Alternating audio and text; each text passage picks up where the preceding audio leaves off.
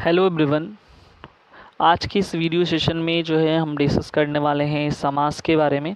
जैसा कि इसके पहले वाले वीडियोस में जो है हम संधि के बारे में डिस्कस किए थे और संधि में जो है ठीक है, संधि में हमारा 3 लेक्चर है। आप प्लेलिस्ट में जाकर के देख सकते हैं। पहला जो है पहले वीडियोस में हमने स्वर संधि के बारे में डिस्कस किया है, दूसरे में हमने व्यंजन संधि के बारे में और तीसरे में हमने जो है विसर्ग संधि के बारे में डिस्कस किया है। तो ये टोटल 3 पार्ट्स में हमने डिस्कस किया और ये काफ़ी इम्पोर्टेंट है आपकी एग्ज़ाम के पॉइंट ऑफ व्यू से, तो आप उसको देख सकते हैं। अभी हम फ़िलहाल में समास के बारे में हम डिस्कस करने वाले हैं, कंप्लीट समास के बारे में।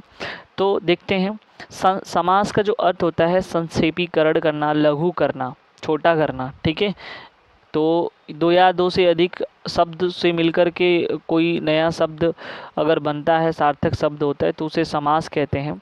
अब देखो समास के 2 पद होते हैं, एक पूर्व पद होता है और दूसरा जो है उत्तर पद होता है।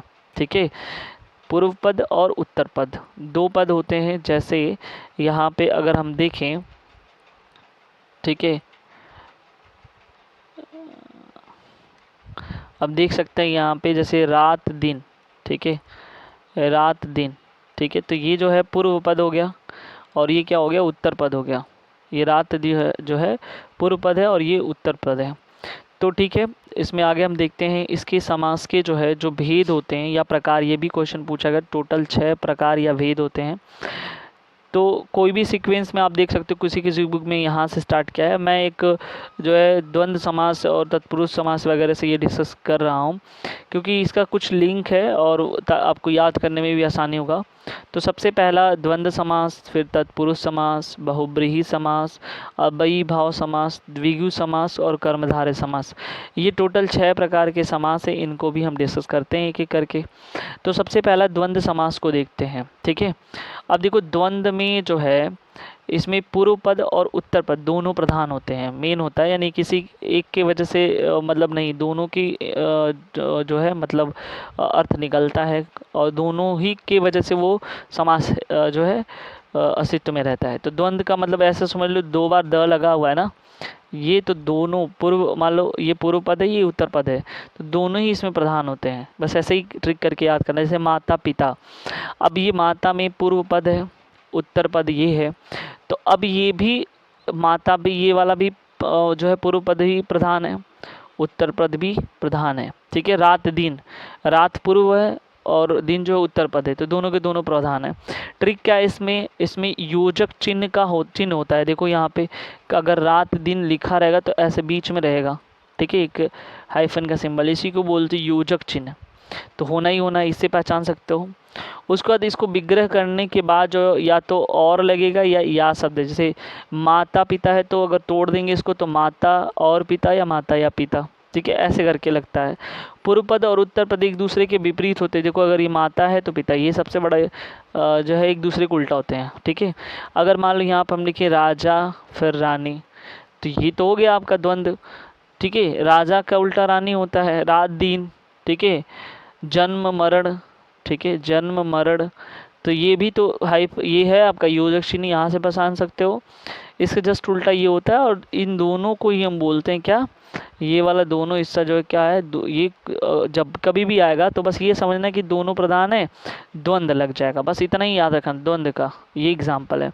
कुछ एग्जाम्पल देख लेते हैं। राजा रानी, राजा और रानी, पाप पुण्य, पाप और पुण्य, सुख दुख, सुख और दुख, गुण दोष, गुण और दोष, ठीक है, देश विदेश, देश और विदेश, नर नारी, नर और नारी, कतर और व्योत, कतर, कतर व्योत, कतर और व्यस्त। ठीक है, तो ये जैसे ही देखोगे तो सीधे बोलोगे, जैसे ये 2 पार्ट में, ऐसे सोच लो 2 पार्ट में बटा हुआ है, द्वंद्व है।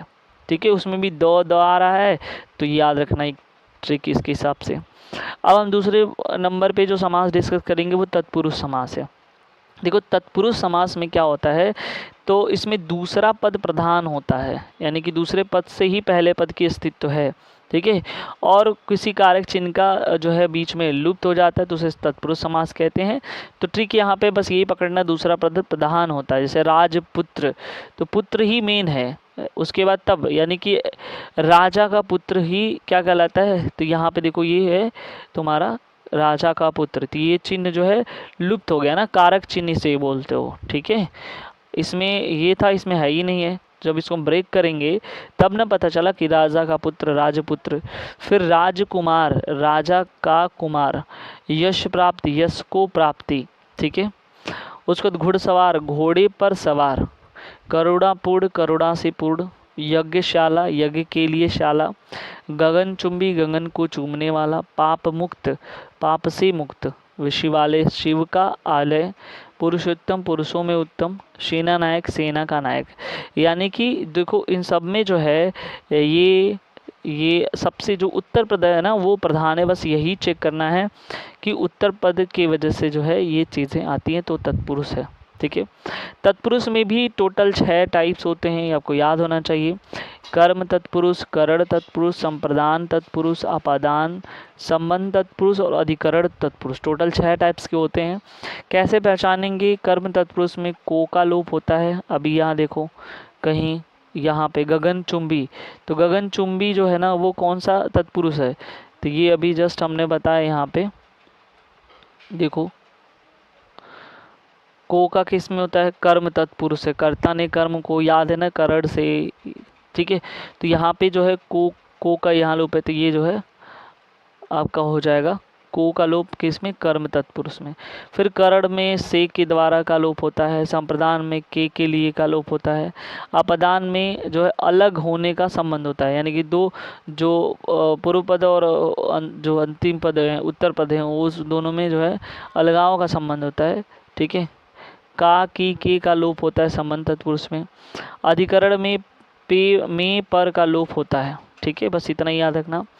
अब यहाँ आ जाओ 3rd नंबर पे बहुब्रीहि समास में, ठीक है। बहुब्रीहि समास में बस इतना समझ लेना कि यहाँ पे ना कोई 2 अगर रहेंगे तो मान लो कि उत्तर पद है एक पूर्व पद है, तो इसमें कुछ ना कुछ नया एक तीसरा पद निकलेगा, ठीक है। इसमें पहली बात तो कोई प्रधान नहीं होता है, दोनों में कोई मेन नहीं होता है, ठीक है।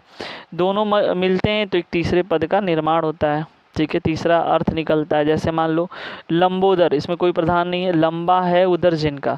अब लंबा है उदर जिनका तो गणेश जी हैं, तो गणेश जी को तो लंबोदर कहते हैं ना, तो ये तीसरा जो वर्ड है गणेश जी, ये यहाँ पे अर्थ निकला है। फिर दशानन, अब बताओ 10 है आनन, यानी 10 मुखों वाला, जो 10 जिनके 10 सिर होते हैं, तो इसका तीसरा अर्थ क्या है? रावण है। भाई रावण को ही दशानन कहते हैं। गिरिधर, गिरी को धारण करने वाला। सबको पता है कि श्री कृष्ण जी ने अपने उंगलियों पर जो है गिरी पर्वत को उठा लिया था, तो एक तीसरा यहाँ पे मीनिंग निकला है श्री कृष्ण जी। उसी तरह से चतुर्भुज, 4 हैं भुजाएं जिनकी, तो विष्णु भगवान की 4 भुजाएं, तो विष्णु जी को चतुर्भुज कहा जाता है। चक्र प्राणी, चक्र है जिनके, पाणी पाणी मतलब होता है हाथ, जिनके हाथों में चक्र या धारण किए वो तो विष्णु जी हैं, तो इनको चक्रपाणी के नाम से जानते हैं। तो ये याद रखना इसमें कि बहुब्रीहि समास में जो है कोई पद प्रधान नहीं होता, और तीसरा जो पद कोई न कोई निकलेगा उसका मतलब अलग ही अर्थ रहेगा, ठीक है, ये याद रखना। उसके बाद हम बात करते हैं 4थे नंबर पे अव्ययी भाव समास के बारे में।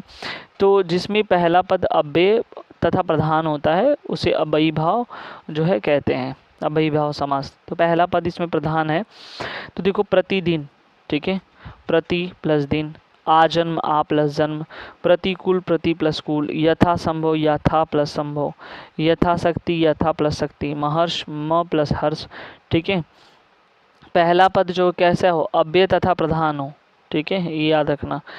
उसके बाद जो है बार बार जो है कह रहे एक ही शब्द बार बार अगर आ जाए तो वो भी अव्ययी भाव समास होते हैं। जैसे हाथों हाथ, हाथ और हाथ, दिनों दिन, दिन प्लस दिन, सरासर सरा प्लस सर, धीरे धीरे, तो ये धीरे प्लस धीरे। तो ये बार बार एक ही शब्द रिपीट हो रहे हैं ना इसमें पूर्व पद और उत्तर पद में। तो जब यहाँ पे भी क्या होगा, ये जो है जब रिपीट कई मतलब एक से अधिक बार रिपीट होंगे तो भी अव्ययी भाव समास होगा। 5वें नंबर की बात कर लेते हैं, वो है द्विगु समास। द्विगु समास में याद रखना कि यहाँ पे संख्या से संबंधित है, ये संख्यावाचक होता है, यानी कि कहीं ना कहीं उस समास में संख्या से संबंधित जो है चीज़ें आपसे पूछी जाएंगी, तो संख्या वाला शब्द इसको कहते हैं। जैसे एग्जांपल ले लो चौराहा, तो यहाँ पे 4 राहों का समूह, तो ये संख्या के 4 राहों का समूह, तो ये द्विगु समास है। त्रिभुज, सबको पता है कि त्रिभुज में 3 भुजाओं से घिरा हुआ एक चित्र होता है, एक फिगर होता है, इसको त्रिभुज बोलते हो। तो 3 भुजाएं यहाँ पर आ गई तो इसलिए त्रिभुज है। त्रिकोण है, 3 कोणों का समूह है, यहाँ भी आ गया संख्या। तिरंगा में 3 रंगों का समूह होता है, तो ये सब जो है द्विगु समास कहलाते हैं। अब आता है कर्मधारय समास। कर्मधारय समास में जो है उत्तर पद प्रधान होता है, आपको याद होना चाहिए, और उपमान उपमेय विशेषण विशेष्य का संबंध होता है। इसमें कैसे पहचानेंगे? पहला पद विशेषण होगा, दूसरे पद की तुलना जो है पहले पद से, दूसरे पद की तुलना जो है पहले पद से होगी। जो विग्रह होगा यानी तोड़ा जाएगा तो उसमें जो है के समान आते हैं। जैसे एग्जाम्पल ले लो, चरण कमल, ठीक है, तो यहाँ पे चरण जो है पहला पद है, ये प्रधान है, और के समान उसके बीच में तोड़ नहीं पा रहा है, तो चरण ये यहाँ पे लिख दें कमल के समान चरण। महापुरुष, महान है जो पुरुष, ठीक है। काली मिर्च, काली है जो मिर्च। मृग नयन, मृग के समान नयन। चंद्रमुख, चंद्रमा के समान मुख, ठीक है। लाल मणि, लाल है जो मणि। प्रिय सखा, प्रिय समान सखा। नील गगन, नीला है जो गगन। तो यहाँ पे जो है पहला पद प्रधान है, और हमेशा जो है पहले पद की तुलना दूसरे पद से, यानी कि कमल के समान चरण, ये तुलना ही तो हो रहा है, उसके समान चरण है, और हमेशा बीच में के समान आए, तो समझ लेना कि ये जो ये बात कर रहा है किसका? कर्मधारय का, कर्मधारय समास की बात चल रही है, ठीक है।